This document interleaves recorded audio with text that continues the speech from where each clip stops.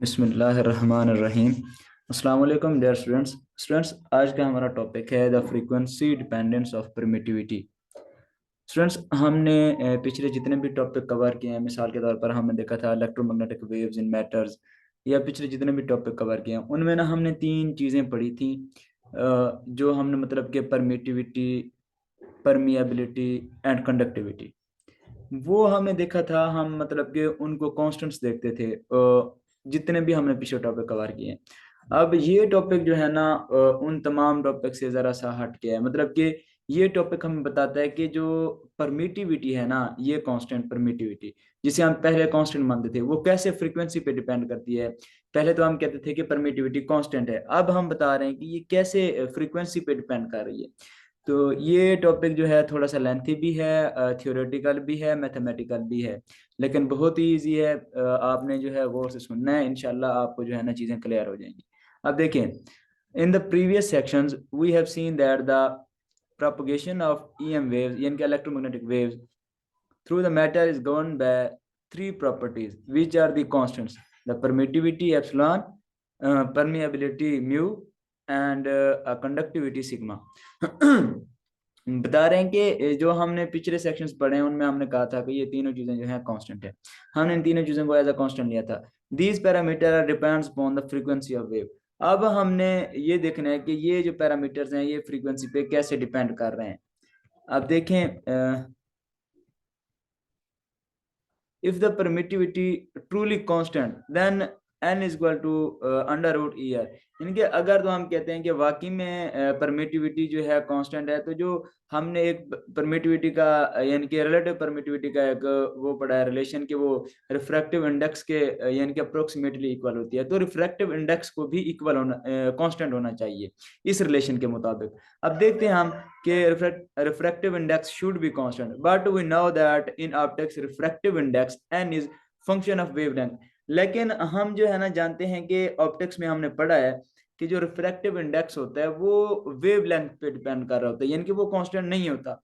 अब मिसाल के तौर पर prism or a rain drop bends blue light more sharply than red light out into a rainbow of colors। अब हम कहते हैं अगर तो हम प्रिज्म में से या कोई रेन ड्रॉप है उसमें से जब भी यानी कि एक मिसाल के तौर पर हम वाइट लाइट मान लेते हैं, तो वो काफ़ी सारी लाइट्स का मतलब कि मजमुआ होती है। उनमें से जो कलर्स निकलते हैं यानी कि उससे पास होते हैं मिसाल के तौर पर प्रिज्म में से, तो जो यानी कि लाइट ये है, जो ब्लू लाइट है वो रेड लाइट से मतलब कि ज्यादा शार्पली जो है ना बेंट हो जाती है। अब इस फेनोमेना को क्या कहते हैं? डिस्पर्शन कहते हैं। When ever the speed of wave, अब हम कह रहे हैं कि जो स्पीड ऑफ वेव है, अब हमने कहा कि इस तरह के फेनोमेना को डिस्पर्शन कहते हैं। When ever the speed of wave depend upon its frequency the sporting medium is called dispersive medium या डिस्पर्सिव। अब हम कहते हैं कि इस तरह की वेव्स यानी कि जिनकी यानी कि जो ये है ना, when ever the speed of wave, यानी कि इस तरह की वेव्स जिनकी जो स्पीड है वो डिपेंड किस पे कर रही है? उसकी फ्रीक्वेंसी पे कर रही है। तो वो जिस मीडियम से गुजर रही होंगी, वो जो उनका सपोर्टिंग मीडियम होगा उसे डिस्पर्सिव मीडियम कहते हैं। अब आगे देखें, आगे जो है हमने जो अभी बात की थी कि रिफ्रैक्टिव इंडेक्स जो है वेवलेंथ पे डिपेंड करता है, उसको थोड़ा सा ग्राफिकली भी बताया हुआ है। ये देखें कि जैसे जैसे हम यानी कि ये वेवलेंथ जो है ना कम हो रही है, तो ये रिफ्रैक्टिव इंडेक्स बढ़ रहा है। यानी कि विद रिस्पेक्ट टू टाइम जो वेवलेंथ में चेंज क्या कर रही है, या रिफ्रैक्टिव इंडेक्स में ये एन जो है रिफ्रैक्टिव इंडेक्स, ये लैम्डा जो है वेवलेंथ, यानी कि रिफ्रैक्टिव इंडेक्स में चेंज जो है वेवलेंथ में चेंज प्रोड्यूस कर रही है। ये हमारी बात को ग्राफिकली बताया गया है, जो हमने स्टार्ट में बात की थी कि वेवलेंथ जो है रिफ्रैक्टिव इंडेक्स जो है वो फंक्शन किसका है? वेवलेंथ का। Because waves of different frequencies travel at different speed in a dispersive medium। अब हम कहते हैं कि जो वेव्स हैं जिनकी फ्रीक्वेंसीज डिफरेंट डिफरेंट हैं, अब साफ ज़ाहिर है वो डिफरेंट स्पीड पे ट्रेवल कर रही होंगी किसी भी डिस्पर्सिव मीडियम में से। अब देखें, अ वेव फ्रॉम दैट यानी कि incorporate a range of frequencies will change the shape as it propagate. अब पहला तो हमने ये बात कर दी कि अगर मिसाल के तौर पर हम वेव्स लेते हैं जिनकी जो है फ्रीक्वेंसी डिफरेंट है, उनकी आपस में डिफरेंट फ्रीक्वेंसीज हैं, तो वो क्या होगी कि उसकी स्पीड भी एक तो डिफरेंट होगी। अब जब उसकी स्पीड डिफरेंट है, तो जब वो किसी मीडियम से गुजर के जाएगी, जिस तरह हमने प्रिज्म लिया था, तो उसमें जो शेप में चेंज आएगा, यानी कि जैसे ही किसी मीडियम में से गुजरेगी तो जो उसकी शेप में चेंज आएगा वो क्या कहलाता है, वो उसकी फेज वेलोसिटी कहलाती है। आप कह सकते हैं कि जिस स्पीड से मूव कर रही होगी कोई भी वेव, और वो जब किसी मीडियम में से गुजरेगी, उसकी वो वाली जो स्पीड होगी या वो वाली जो वेलोसिटी होगी, वो उसकी कहलाती है फेज वेलोसिटी, और उसे हम शो करते हैं v इक्वल टू ओमेगा के के। अब देखिए, if the number of waves, पहले हमने एक वेव की बात की, अब कह रहे हैं if the number of waves having different frequencies then all together are wave packet travel with speed are called group velocity. पहले हमने कहा था कि कोई भी जब एक वेव किसी मीडियम में से गुजरेगी, जो उसकी स्पीड होगी वो फेज वेलोसिटी कहलाएगी। अगर हमारे पास नंबर ऑफ वेव्स हैं या पैकेट ऑफ वेव्स हम मान लेते हैं, तो वो डिफरेंट फ्रीक्वेंसीज के साथ जब यानी कि किसी मीडियम में से गुजरेंगी, तो वो उनकी जो फ्रीक्वेंसी हम अगर ऑल टुगेदर यानी कि इकट्ठा देख रहे हैं, तो वो कहलाते हैं ग्रुप वेलोसिटी, जिसे हम शो करवाते हैं V G equal to D omega over D K. अब देखें इस फिग में जरा देखें, अब हमने कहा अगर तो ये जो अकेले यानी कि अंदर एक एक पोर्शन को हम ले रहे हैं, जिस तरह ये है एक एक पोर्शन को ले रहे हैं, तो ये उसकी क्या है फेज वेलोसिटी, ये v से शो करवाया हुआ है। जैसे हमने यहाँ पे कहा था कि ये v है। अगर हम पूरी को यानी कि ये पूरी जो पॉजिटिव पीक है, नेगेटिव पीक है, इस तरह से पूरी जो अगर हम कंसीडर कर रहे हैं और उसको देख रहे हैं, तो फिर क्या होगा, फिर होगी वो ग्रुप वेलोसिटी vg। ये इस फिग में बताया गया। अब देखते हैं, अब आगे है कि डिस्पर्शन इन डाई इलेक्ट्रिक्स। अब देखें, हमारे पास कोई नॉन कंडक्टिंग मटेरियल है डाइलेक्ट्रिक। अब देखें, we know that in dielectric medium the electron are bound electron not free electron. हमें पता है कि जो डाई इलेक्ट्रिक्स होते हैं उनमें क्या होता है कि इलेक्ट्रॉन जो होते हैं वो बाउंडेड होते हैं न्यूक्लियस के साथ, वो यानी कि फ्रीली मूव नहीं कर सकते। लेकिन कंडक्टर में तो ये केस था कि वहां पे इलेक्ट्रॉन्स फ्रीली मूव कर सकते थे। It means that they are bound to the nucleus, they are not free to move, they are tired to the nucleus.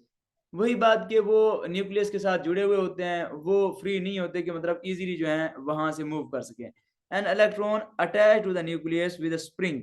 अब हमने इसी फेनोमेना की जिसकी हमने बात कर दी है, अब हमने ना इसी फेनोमेना के लेके जाना है कि कैसे जो है ना एक इलेक्ट्रॉन अपने न्यूक्लियस के साथ जुड़ा हुआ है। अब उसी बात को लेके हम आगे चलते हैं कि an electron attached to the nucleus with a spring is the best analog to situation in the case of non-conducting medium। हमने डाइलेक्ट्रिक लिया है ना। अब इसी सारे फेनोमेना को देखने के लिए, डिस्पर्शन इन डाइलेक्ट्रिक्स, इस सारे फेनोमेना को देखने के लिए हम एक एग्जांपल ले रहे हैं कि हमारे पास कोई भी इलेक्ट्रॉन है, वो अपने न्यूक्लियस के साथ जुड़ा हुआ है। अब हमने उसको किसी भी स्प्रिंग के साथ जोड़ दिया है जिसका स्प्रिंग कांस्टेंट के है, उसको हमने किसी भी स्प्रिंग के साथ जोड़ दिया है। अब ये जो है ना एक बेहतरीन एग्जांपल है इस तरह के यानी कि फेनोमेना को जज करने के लिए। जिस तरह ये दिखाया हुआ है कि ये जो है इलेक्ट्रॉन है अपने न्यूक्लियस के साथ जुड़ा हुआ है, ये स्प्रिंग के साथ जो है ना यहाँ पे जुड़ा हुआ है, ये स्प्रिंग, और ये इसका के स्प्रिंग कांस्टेंट है। अब ये जो है इस डायरेक्शन में जी जो है इसकी प्रोपगेशन हो रही है। अब देखें, यहाँ से हमें मजीद चीजें जो है ना वाज़ेह होंगी। So in order to visualize this case that an electron attached to its nucleus with a spring, the electron is oscillate sinusoidally sinusoidal way about its mean position and there is a। अब देखिए, जब वो electron जो nucleus के साथ जुड़ा हुआ है, एक स्प्रिंग के साथ जुड़ा हुआ है जिसे हमने, वो इजीली साइनोसाइडली यानी कि ऑसिलेट कर सकता है अपनी मीन पोजीशन के। ये नहीं होगा किसी और डायरेक्शन में यानी कि मूव करेगा, क्योंकि वो एक तो अपने न्यूक्लियस के साथ जुड़ा हुआ है और उसे हमने स्प्रिंग के साथ जोड़ दिया है, तो वो इस तरह से इजीली ये अपनी मीन पोजीशन के इस तरह जो है ऊपर नीचे जो है ऑसिलेट करेगा, जिसे हमने साइनोसाइडल यानी कि कहा है। अब देखें, and there is a binding force. अब उसमें जो है एक तो बाइंडिंग फोर्स होगी which hold nucleus and electron. इसमें जो है ना एक बाइंडिंग फोर्स होगी जो इलेक्ट्रॉन और न्यूक्लियस को आपस में जोड़े हुई है। We use Hooke's law to find this binding force.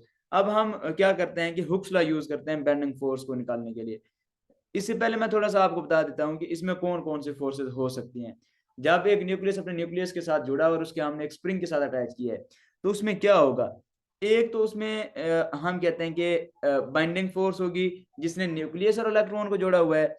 एक, अब देखिए उससे आगे एक होगी डैम्पिंग फोर्स, एक उसमें होगी ड्राइविंग फोर्स। ड्राइविंग फोर्स असल में होती क्या है, जो उसको यानी कि इलेक्ट्रॉन को आगे मूव करवाने में मदद देती है। अब देखें, सबसे पहले हमने डैम्पिंग फोर्स की बात की, बेंडिंग फोर्स की, तो उस स्प्रिंग को यानी कि हम हुक्स लॉ यूज करके कैसे फाइंड कर सकते हैं।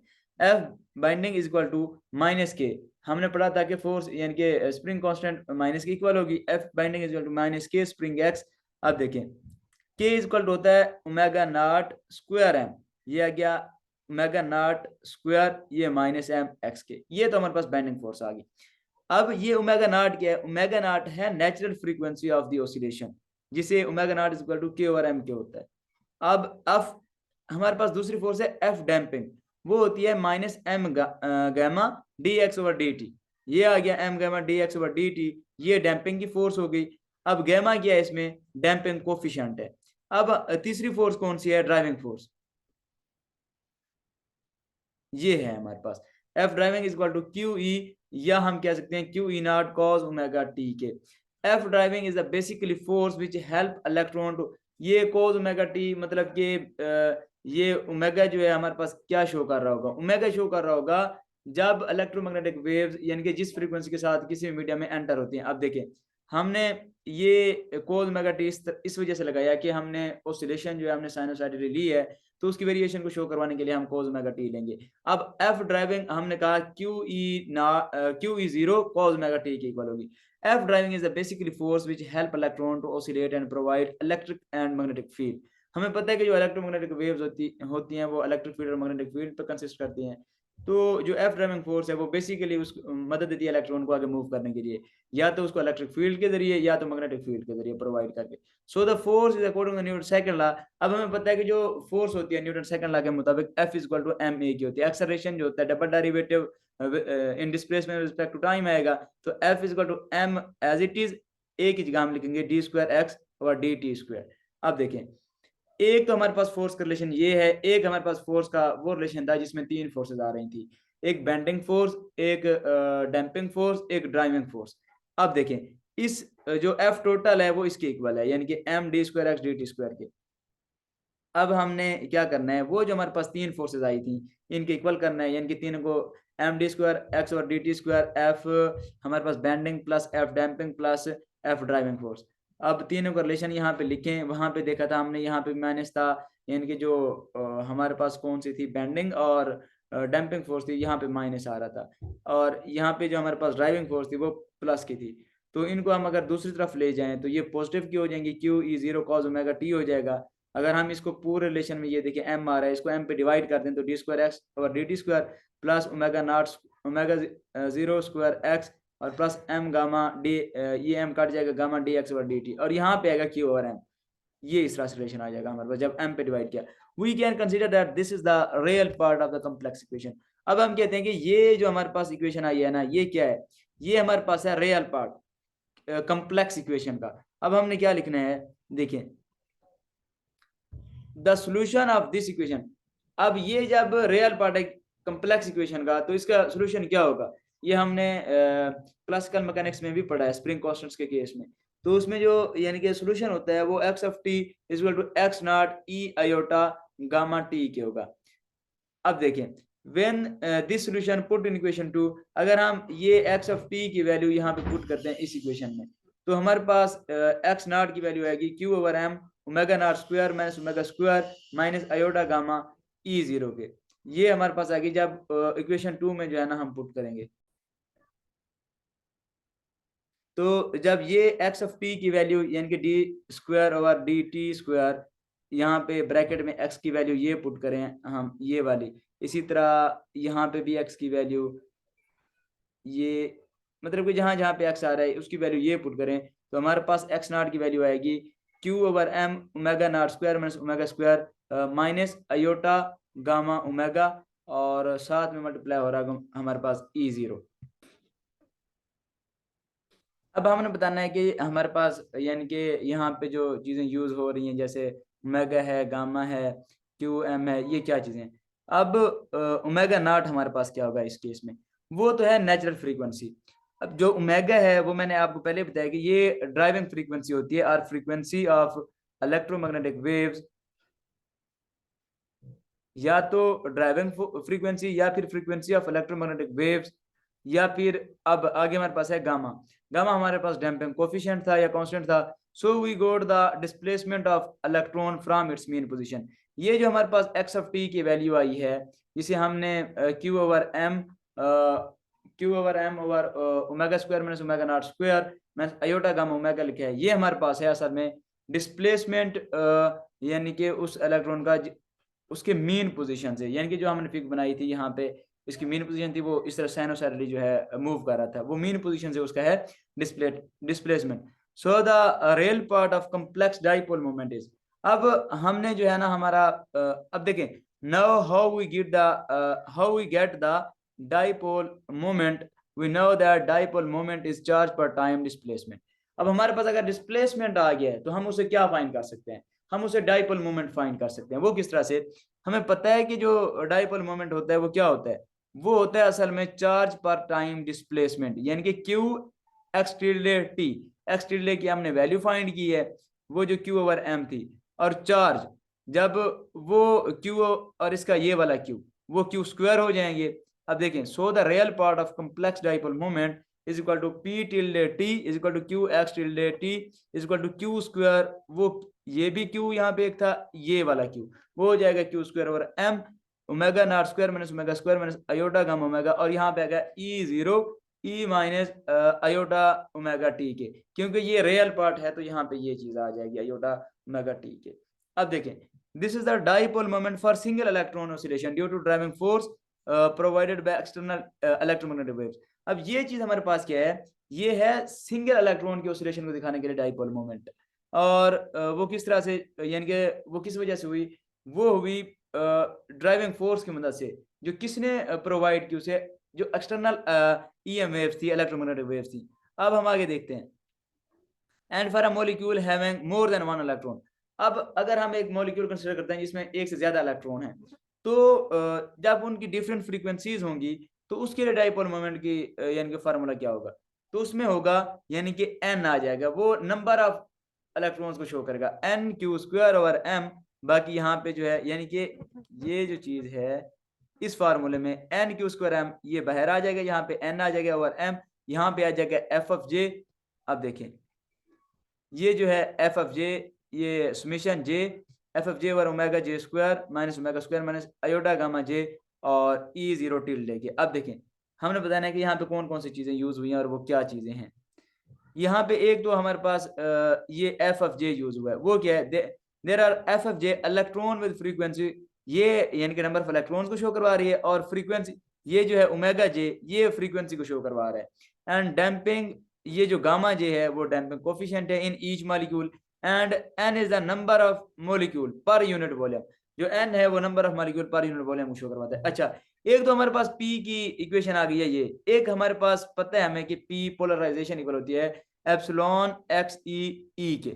अब देखें एंड इज द कम्प्लेक्स, अगर हम इसे कम्प्लेक्स फॉर्म में लिखें तो एक एक्स ई पे टिल्डे आ जाएगा, एक ई पे टिल्डे आ जाएगा, ये आ गया हमारे पास ये वाली इक्वेशन, ई साथ ई नॉट यानी कि ई जीरो एक्स टिल्डे ई और ई टिल्डे। अब एक ये वाली इक्वेशन और एक कम्प्लेक्स इक्वेशन ये वाली, ये तीसरी और चौथी इक्वेशन मैंने लिखी है। अगर हम इन दोनों इक्वेशंस को कंपेयर करें तो देखिए वहां भी ई जीरो टिल्डे आ रहा था, यहाँ भी ई जीरो टिल्डे आ रहा है ये वाला। अब दोनों को कंपेयर करेंगे, ये ई टिल्डे और ई टिल्डे जो है आपस में कट जाएंगे, हमारे पास बचेगा क्या, एन क्यू स्क्वायर और एम, ये समेशन में जे F of j omega j square. अब ये याद कर लें कि ये जो हमने इक्वेशन बनाई थी, ये हमने इक्वेशन बनाई थी, यानी कि अगर हमारे पास ज्यादा इलेक्ट्रॉन्स को कंसीडर कर रहे हैं तो अलग वो डाइपोल मोमेंट जो है इस इक्वेशंस के जरिए हम शो कर सकते हैं। अब देखें यहां से हमारे पास सिर्फ ये वाली इक्वेशन बच गई, यहाँ पे जो है ई काट गया, सिर्फ एप्सिलॉन जीरो एक्स ई और n q square over m, ये हमारे पास जो है इक्वेशन बच गई है। अब देखें, अब हमें पता है कि जो हमारे पास ये होती है एप्सिलॉन की वैल्यू, वो किसके इक्वल होती है, एप्सिलॉन टिल्डे की वैल्यू, वो इक्वल होती है epsilon zero one plus x e tilde के। यहां से जो है ना हमने एक और चीज फाइंड करनी है, हमें पता है कि इसकी वैल्यू जो इसके इक्वल है, तो हमने क्या करना है, सिंपली पहले इसको अंदर मल्टीप्लाई करवाएं, यहाँ पे एप्सिलॉन जीरो और जब इसके साथ एप्सिलॉन मल्टीप्लाई होगा तो एप्सिलॉन एक्स टिल्डे आ जाएगा। अब एप्सिलॉन एक्स टिल्डे की वैल्यू हमारे पास ऑलरेडी ये है, ये वाली वैल्यू, ये उसकी जगह पुट कर दें, बाकी एप्सिलॉन जीरो उसके साथ आ जाएगा। अब देखें जब हमारे पास ये इक्वेशन बन गई है, हमने देखें क्या किया था, एक हमने डाइपोल मूवमेंट की सिंगल इलेक्ट्रॉन के लिए इक्वेशन बनाई, फिर हमने डबल नहीं मतलब कि नंबर ऑफ इलेक्ट्रॉन के लिए एक इक्वेशन बनाई, फिर हमने क्या किया कि जो नंबर ऑफ यानी कि ज्यादा इलेक्ट्रॉन्स के लिए हमने इक्वेशन बनाई थी डाइपोल मूवमेंट की, एक हमारे पास होती है पोलराइजेशन की इक्वेशन, दोनों को हमने कंपेयर किया, कंपेयर करने के बाद हमारे पास इक्वेशन आई एप्सिलॉन 0 x टिल्डे की। वो जब हमारे पास एक इक्वेशन आ गई, हमें पता है कि एप्सिलॉन 0 टिल्डे जो है किसके इक्वल होता है, वो एप्सिलॉन 0 1 प्लस एक्स के, एप्सिलॉन 0 को 1 प्लस एक्स के साथ मल्टीप्लाई करवाने के बाद हमारे पास एप्सिलॉन 0 और एप्सिलॉन एक्स आया। अब एप्सिलॉन एक्स की वैल्यू हमने उस इक्वेशन में पुट कर दी, जब इक्वेशन में पुट कर दी तो ये हमारे पास जो है ना इक्वेशन आई। अब हमें पता है कि यहाँ से जो है हम एक और इक्वेशन निकाल सकते हैं, वो किसकी है, यानी कि रिलेटिव परमिटिविटी ई आर की। वो क्या किस चीज की इक्वल होती है, वो यानी कि ये जो है ना देखें इसके इक्वल है, यानी कि परमिटिविटी जो है एप्सिलॉन टिल्डे ओवर एप्सिलॉन 0 के, इसकी इक्वल होती है।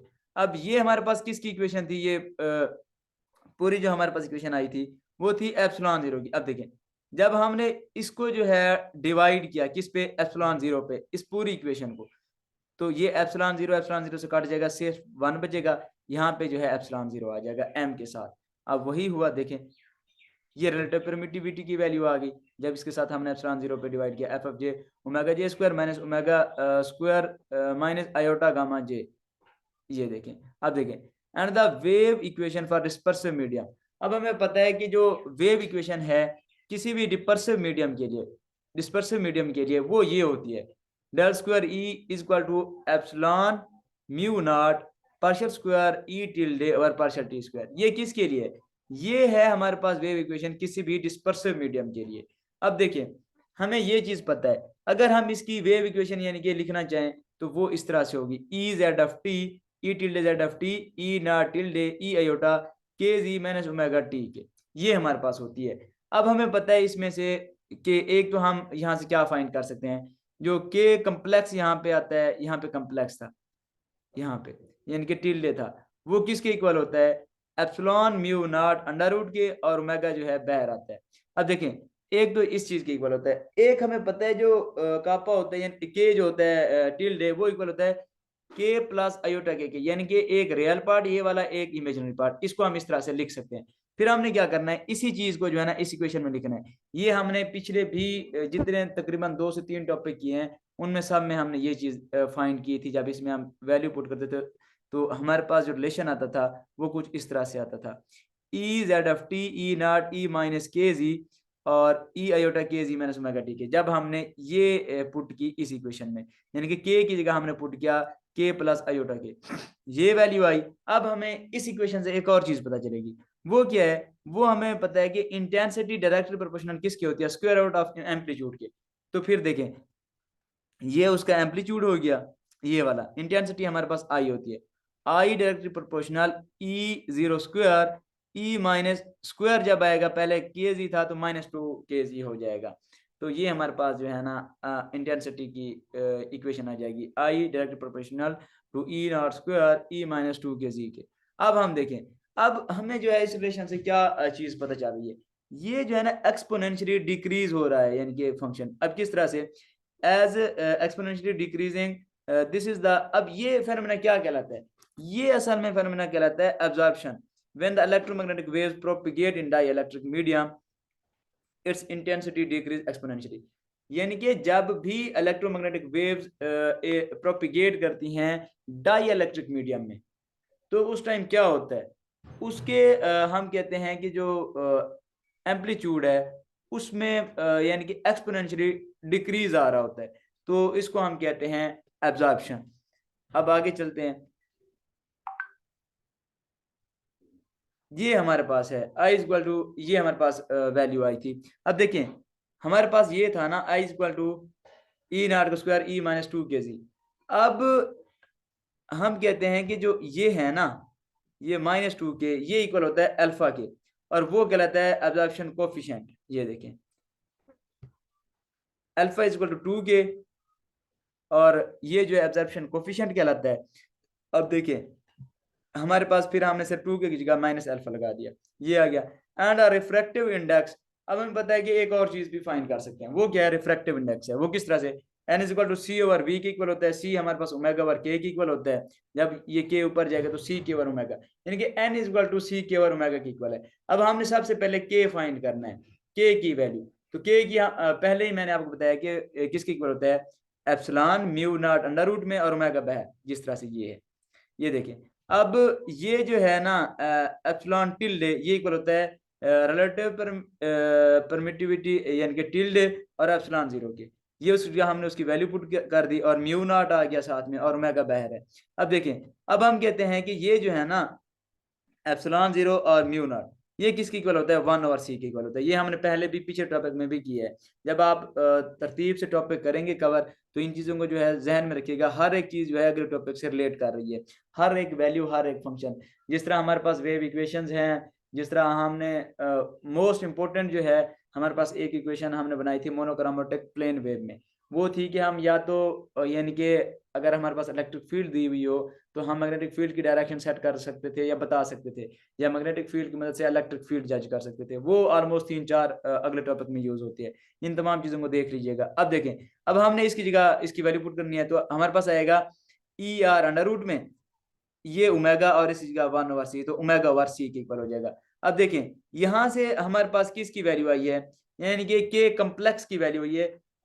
हमें क्या चाहिए, हमें चाहिए रियल की वैल्यू, क्योंकि वहां पे के टिल्डे नहीं है, के अकेला है। देखिए we know that from equation of e r, अब देखिए हमें पता है कि जो इसकी वैल्यू क्या थी ई की, ई आर की, जब हमने पूरी जो हमारे पास इक्वेशन आई थी उसे डिवाइड किया था एप्सिलॉन जीरो पे, वो आई थी ये 1 plus N q square m epsilon zero और ये समेशन जे एफ जे और omega j omega square j minus omega square iota gamma j omega के। अब देखें, और ये जो है जब हम इस पे बायोनोमियल एक्सपेंशन यूज करते हैं तो यहाँ पे जो है 1/2 आ जाता है, और जब इसको हम कैंसिल आउट करते हैं तो ये 2 जो है इसके नीचे आ जाता है, यानी कि इस टर्म के नीचे आता है। बायोनोमियल एक्सपेंशन से हम हायर टर्म को जो है इग्नोरेबल कर देते हैं, सिर्फ जो है हम स्मॉलर टर्म्स लेते हैं, तो हमारे पास जो है ये चीज़ बनती है, यानी कि सिर्फ उसी फार्मूले में चेंज ये आता है कि उसके साथ जो है ना यहाँ पे 2 आ जाता है। ये बायोनोमियल एक्सपेंशन के जरिए, मजीद आप इसको देख लीजिएगा, ये सिंपल से स्टेप है।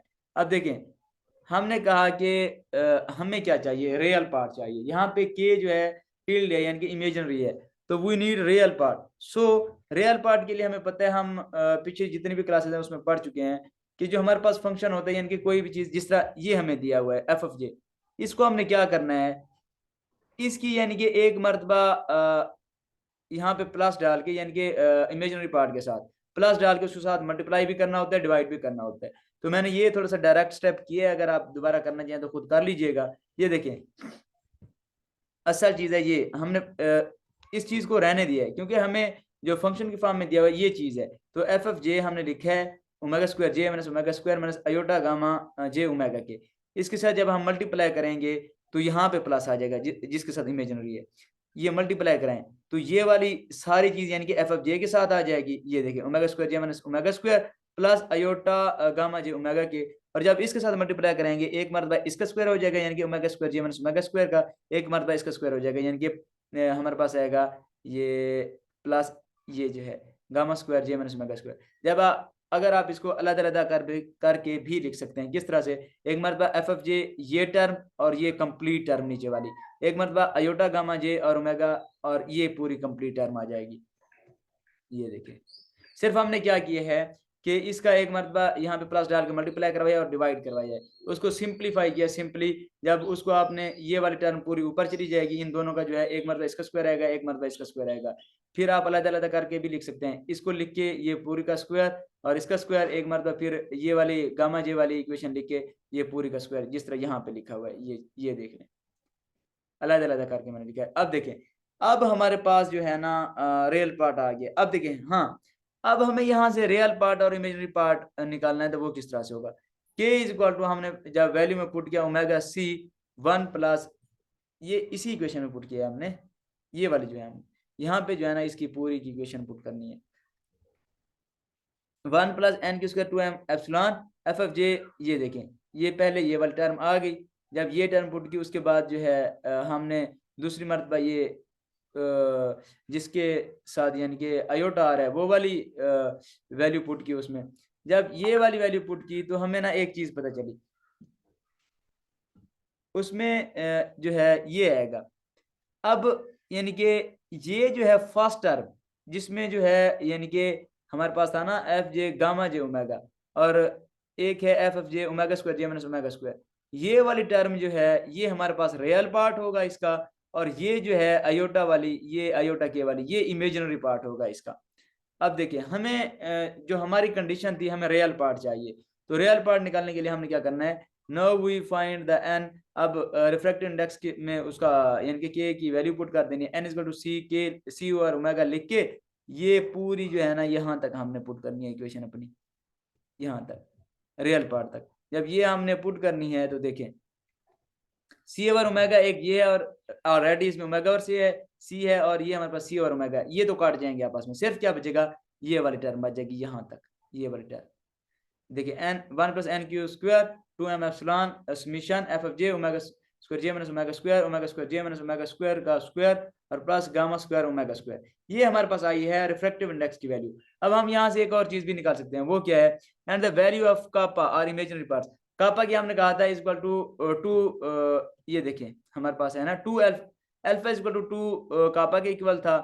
तो देखिए जब हम यहाँ से इसकी वैल्यू पुट करेंगे अल्फा इक्वल टू 2 कापा के, 2 बाहर निकाल के जो इमेजिनरी पार्ट वाली वैल्यू थी ना ये वाली, यहां से लेकर यहां से ये वाली सारी वैल्यू पुट कर देंगे, साथ 2 मल्टीप्लाई करवा देंगे।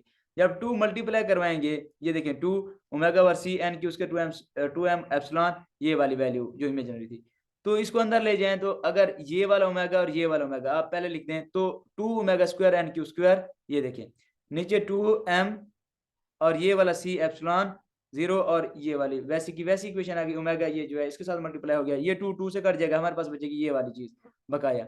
अब देखें इसका अगर हम ग्राफ ड्रा करना चाहिए रिफ्रैक्टिव इंडेक्स का, और जो है हमारे पास ये देखें एब्जॉर्प्शन कोफिशिएंट का। अब देखें ये तो अल्फा एब्जॉर्प्शन कोफिशिएंट है, n-1 किस तरह से आया, हमारे पास अपनी जो इक्वेशन थी, इसका जो है मजीद मैं नेक्स्ट पार्ट अपलोड करूंगा।